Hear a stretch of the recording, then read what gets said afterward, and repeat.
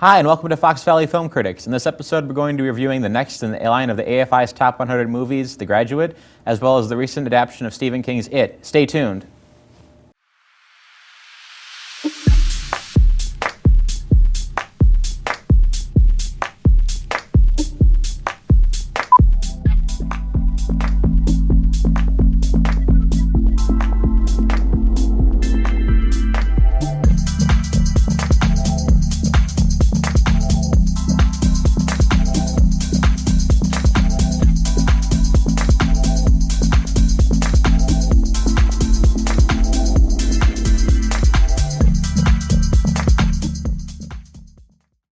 Hello and welcome to the show, brought to you by Groupthink Productions and FVTV. Joining us once again is Terry, our video editor. Thanks for coming on. And thanks for having me too. Sure. So let's start out with the discussion of The Graduate.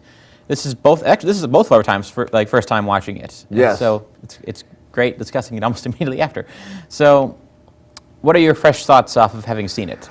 So my fresh thoughts off of having seen it, the one thing that really stood out to me instantly was how it started, because it is one of the most coolest tracking shots of when he's on the conveyor, on the conveyor belt in the airport, and basically it's just following him the entire way through the airport and everything. So that in and of itself, it was a wonderfully shot movie. I also like there's a lot of comedy throughout. It's set around, I guess, dark themes. For those that haven't seen it, it's about an affair, with a married woman and Dustin Hoffman. But it's also dark themes, Dustin Hoffman. Yeah, right. Right, go figure, right? But it definitely has some lightheartedness about it, and to steal an old cliche, which is basically how they describe the movie, it is a coming-of-age movie. My first instinct watching it was, this is definitely a 60s movie. Because this is coming, I don't know if swingers culture was very much kind of a 60s or a 70s thing, but it was kind of had a lot of that style of, I guess the term would be zeitgeist. Yes. It's got, because as you said, it's a movie about an affair.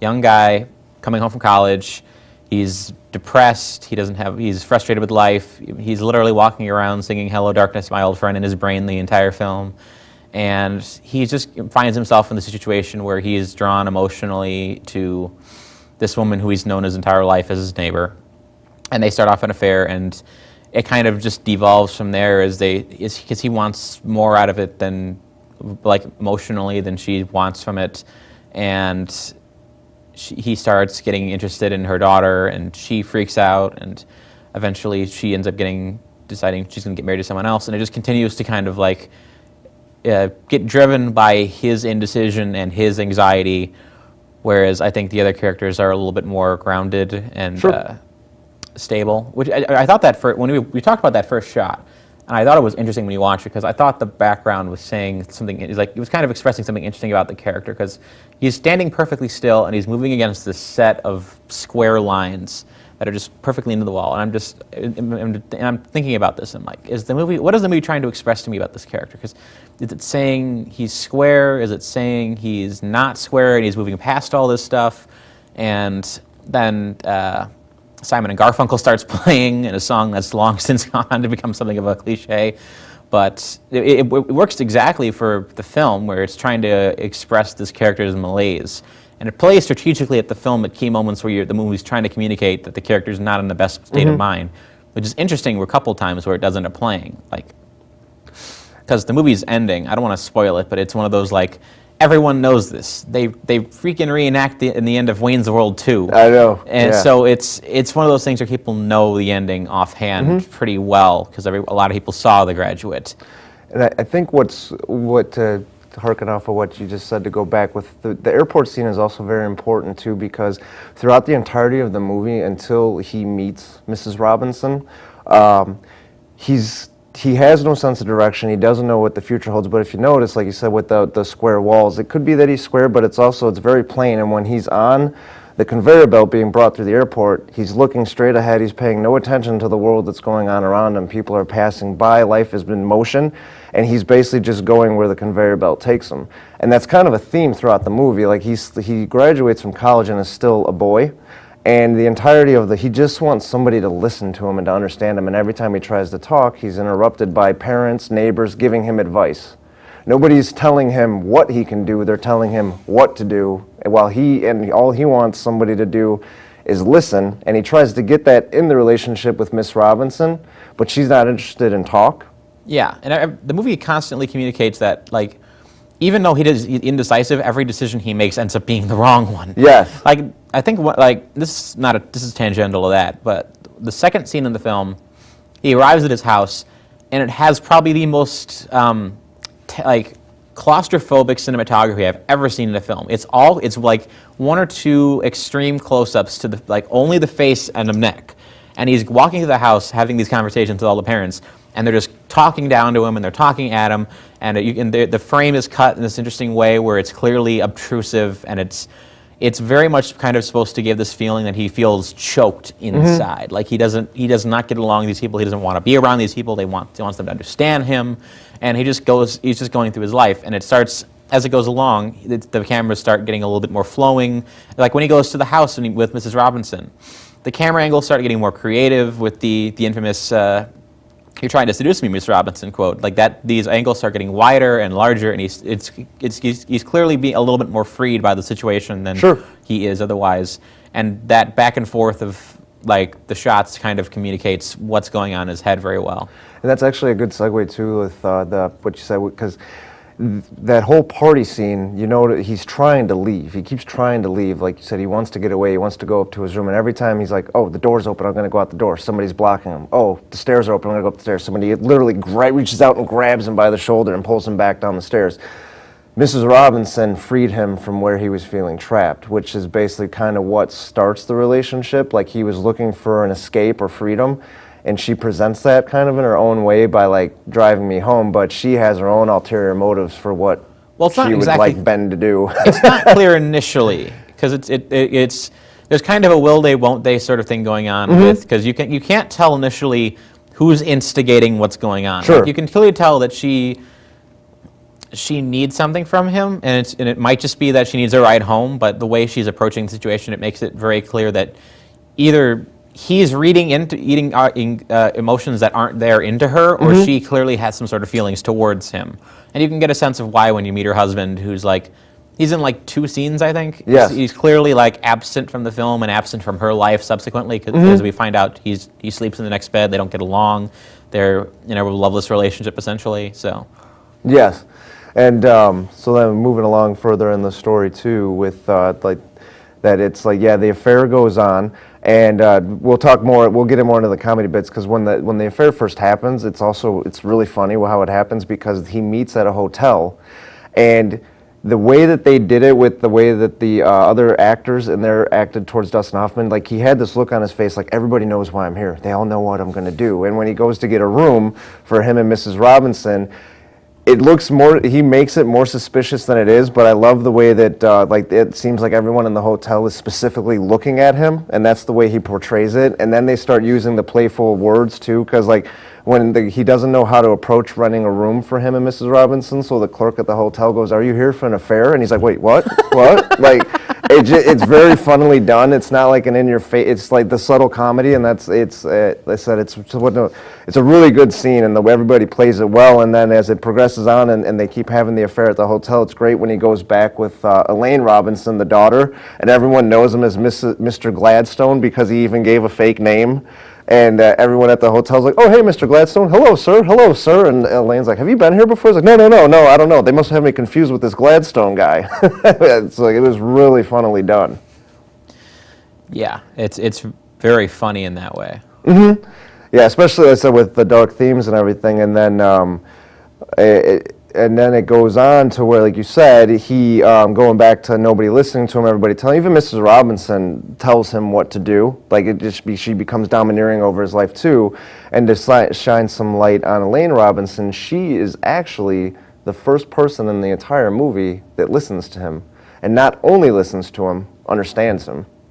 And that starts him where he thought he may have found love in Mrs. Robinson because she helped him escape from the life he had at home and gave him something new and maybe a source of direction. It's Elaine who is compatible with him and who he sees as basically like, I guess to use an old cliche, his light, like the one that's gonna, their two worlds, like it's like, my God, this is what I've been looking for. And it's funny because with the coming of age, he's a boy until, I guess if you want to use the old cliche, until he meets Mrs. Robinson and she makes him a man, which isn't right, but he does become a man through Mrs. Robinson because he realizes he never had any plan or direction the entirety of the movie until he decides that Elaine Robinson is the woman that he loves and the woman he wants to marry.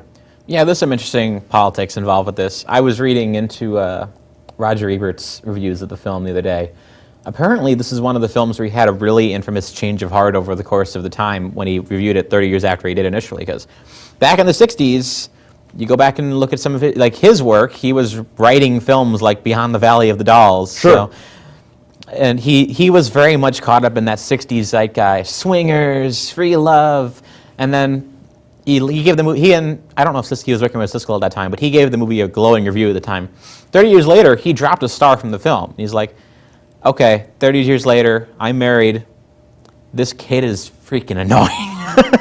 It's one of those things where it's easier to relate to him when you're younger, but now as an adult, he's just like, this kid is a narcissist. He's being a jerk. Mrs. Robinson is easily the most sympathetic character in the film. But yeah, overall, I think this is a really solid film overall. Yeah. And there's a lot that can be kind of discussed in terms of its cultural context and gender politics and stuff like that. But it's worth watching, certainly. It's all time for this segment. Join us for the next segment where we're reviewing It. Stay tuned.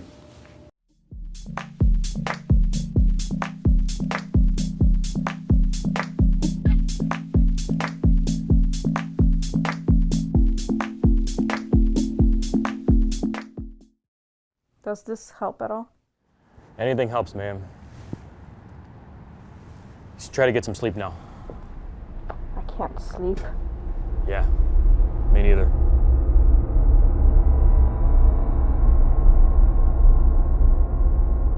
I'm on my way.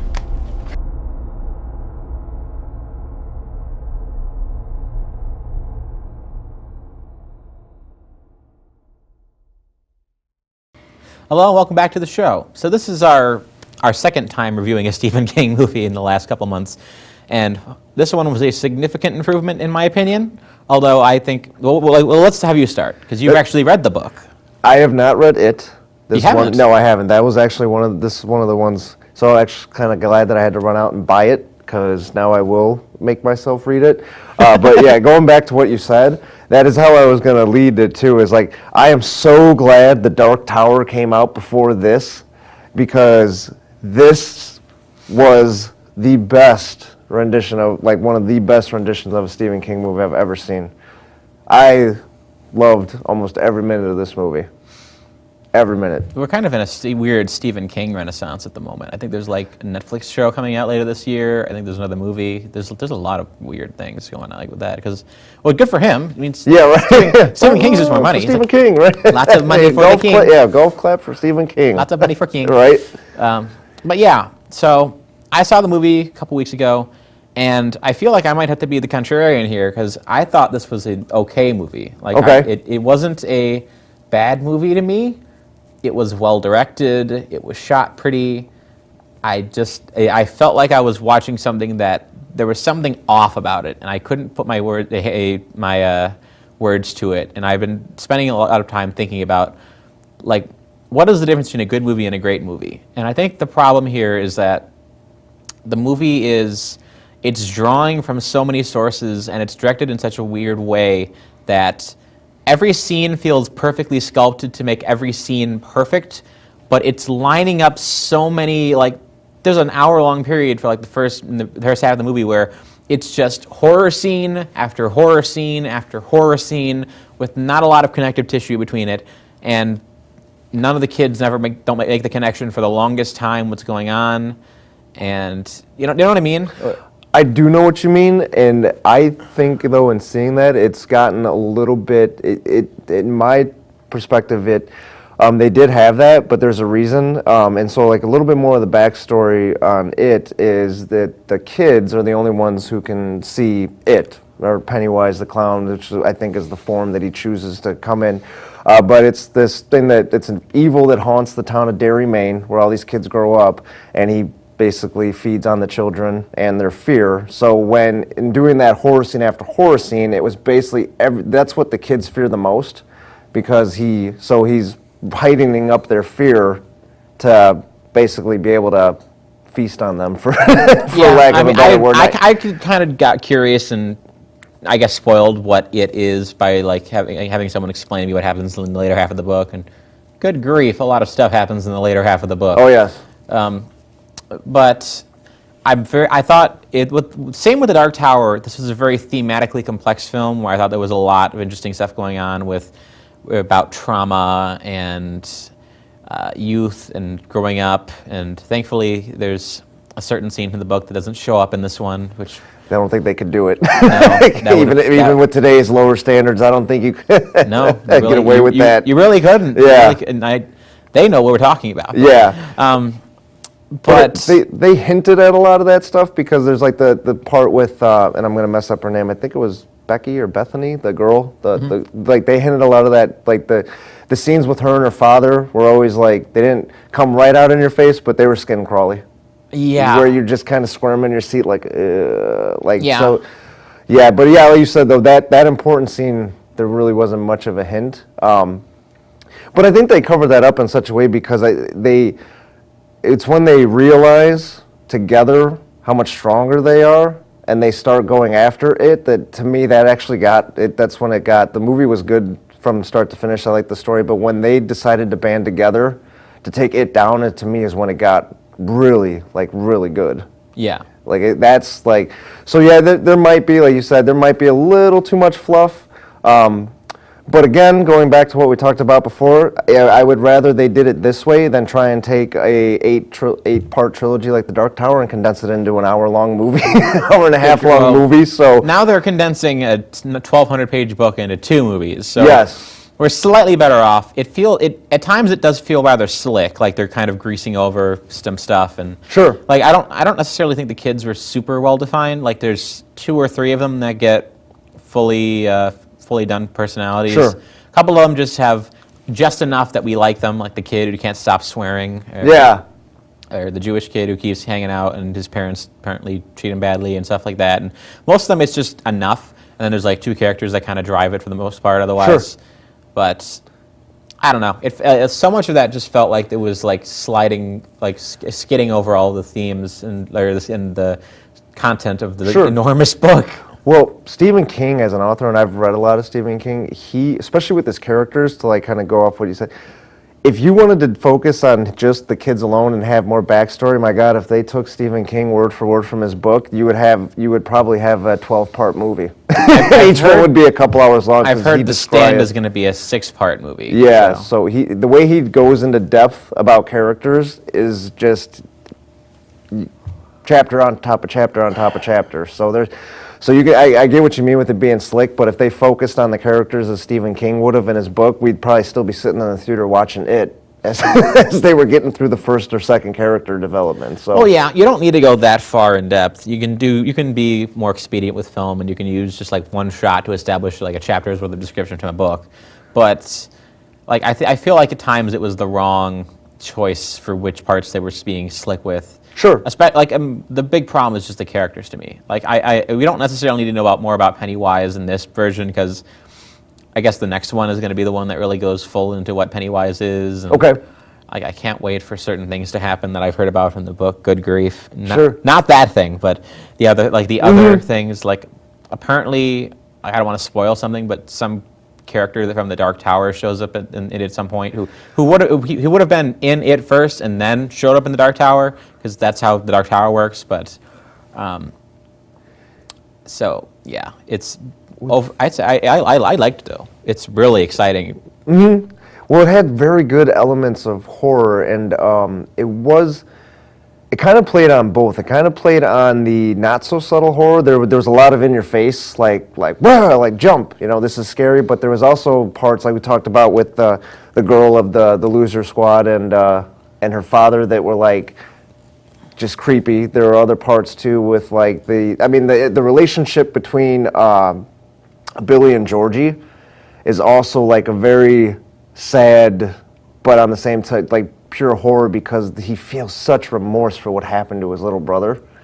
And he sees him everywhere he goes, and it's just horrifying that, when you think about it, not even in the book, but in a movie, that like a 12-year-old kid has to deal with that kind of guilt. So the in-your-face horror is good, but there's also a lot of psychological horror, which is what makes Stephen King so good, and I'm glad that they kept that in the movie too. The unsettled stuff is part of what bothers me, I think, because there's a lot of jump scare, things running at you, screaming, obviously timed things that are about to happen. Like, there's a lot of points in the film where you can instantly predict how the next 5 minutes of the film are going to play out, and it's just like, that's like the problem with modern horror movies, and part of what's made the modern horror renaissance so good with movies like It Follows and Babadook and The Witch, is that it's gone away from that so much and it's focused on suspense and theme and things like that, where it's willing to put the big ideas above the immediate jump scare and let the tension just kind of play off as a natural result of the movie. So not having that and playing it out much more cliche is where I can definitely see the much more workman qualities of the film start to creep in a bit, and that's where it kind of cuts between being a good movie and a great movie to me. Okay. Like, once we have part two and we kind of have some of the more elements that weren't developed in this film played out, I'll be a little more interested in seeing like how that's going to work and how that's going to add or subtract from this. But on its own, I'd say it's definitely watchable. I'm just not sure if anyone's going to remember it in a few years, like the way that people are still conspicuously talking about the Tim Curry one. So.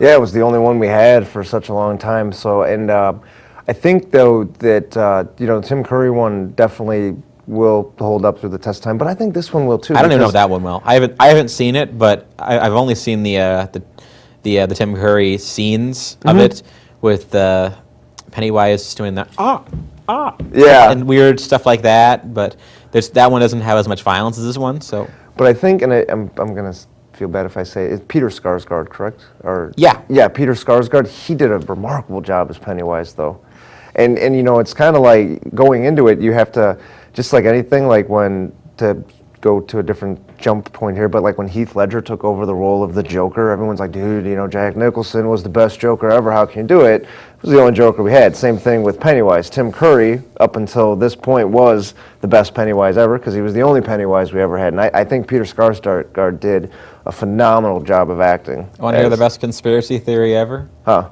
Is Skarsgård is 27 years old at the time the movie came out, and Pennywise only comes out every 27 years. That's actually also did not put that together. It came out 27 years after the last version of It. So then, X-File theme plays. I was gonna say, yeah, right, yeah. I was like, so then are they saying Skarsgård has only 27 years left? 27 years till the sequel. Yeah, right. That's all for this segment. Join us for the final segment where we'll be getting Terry's movie recommendation for the week. Stay tuned.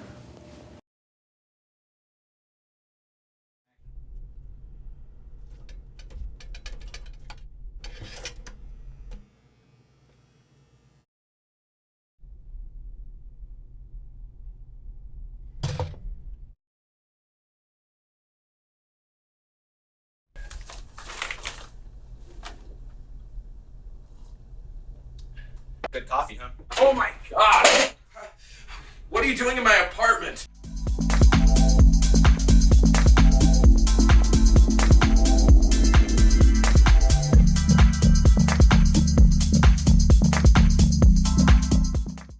Hello and welcome back to the show. Now we're going to hand things over to Terry for the movie recommendation of the week. My movie recommendation for the week is Hardcore Henry. So for those of you that haven't seen it, to give you a brief description, it's basically about a guy who, you see the entire movie is shot from his perspective, so you see it all in first person. He wakes up in a lab and he's basically getting body parts attached to him, and he doesn't know who he is, can't remember anything, and basically his wife is there. She's the doctor that basically brings him to life, and the movie is basically, that's like the only really calm part of the movie. After that, the lab gets raided by some evil scientist guy with telekinetic powers, and they try and kidnap him and his wife, and they both escape from some air fortress up in the sky, and he goes on a rampage of basically nonstop shooting and violence and action to try and save his wife. Talk about everything about the kitchen sink, but Yeah, right. Yeah, but I mean, well, a movie like that, like this, is just fun. It doesn't need an intriguing story or a plot, even though there is some storyline to it and There some is, plot, yeah. and some twist at the end and everything like that. But it's basically that entire movie was like the director was like, what would it be like to shoot a video game as a movie? well, apparently the guy who did it was like it's one of those directors who does something really impressive on YouTube, and they approach him and was like, hey, do you want to do a full movie of this? Okay. Like similar to the guy who did the Portal film that ended up directing 10 Cloverfield Lane. So Oh, okay. not the same guy, but that same style of phenomenon where Yes. someone does something really impressive on YouTube.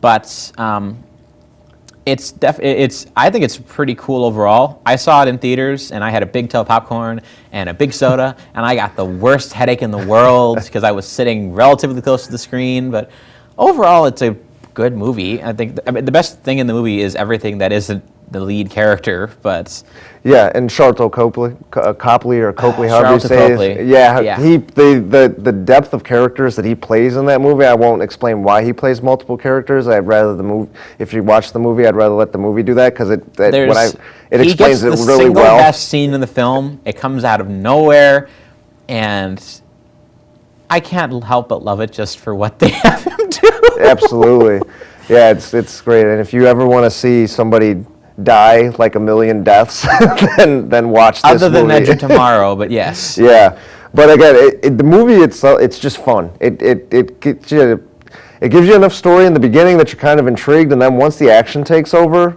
I was locked in through the entirety of the movie. And again, it's just non-stop until the end. It gets a hold of you, and it takes you on a really wild ride. And I think it was really fun, and that's why I'm recommending it. It's one of those like.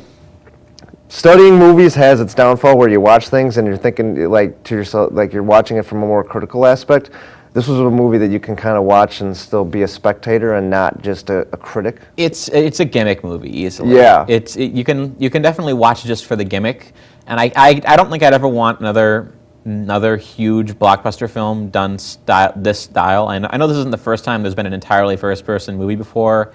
There's been a couple minor releases, and I'm sure if you go back far enough, you can find a bunch, like pretentious French movies that are shot Sure. entirely in first person. Yeah, right. But yeah, overall, I'd agree with that recommendation. That's all for this week on the Fox Valley Film Critics. You can find more of our reruns of the show on the Group Think Productions YouTube page. You can follow me on Twitter at AndySocialCriti, that's critic without the C at the end. And you can find more of our written reviews at the AndySocialCritic.tumblr.com. I'm Tyler with the Fox Valley Film Critics. Have a wonderful day, everyone.